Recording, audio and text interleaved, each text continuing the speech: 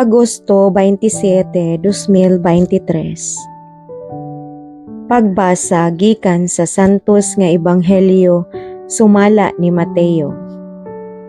Unya miadto sa Hesus sa yuta duol sa lungsod sa Cesarea Filipo, ug didto nangutana siya sa iyang mga tinun-an.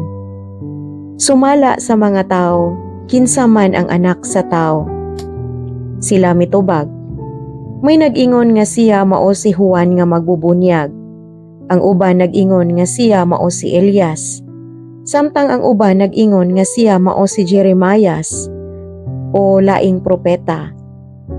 Si Jesus nangutana kanila, "Apan kamo, unsa may inyong ikasulti?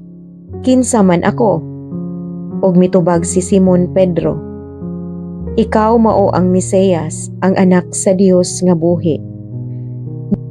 Giingnan siya ni Jesus, "Simon, anak ni Jonas, bulahan ka gayud kay kining maong kamatuoran wala mo abot kanimo gikan sa bisan kinsang tao, kundili gihatag kanimo sa akong amahan nga atua sa langit.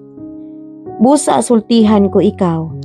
Ikaw si Pedro, ug ibabaw ni ining bato, tukuron ko ang akong simbahan, ug bisan gani ang kamatayon dili gayud makabuntog niini.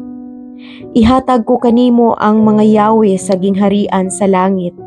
Ang imong idili dinhi sa yuta, idili usab didto sa langit, ug ang imong itugot dinhi sa yuta, itugot usab didto sa langit."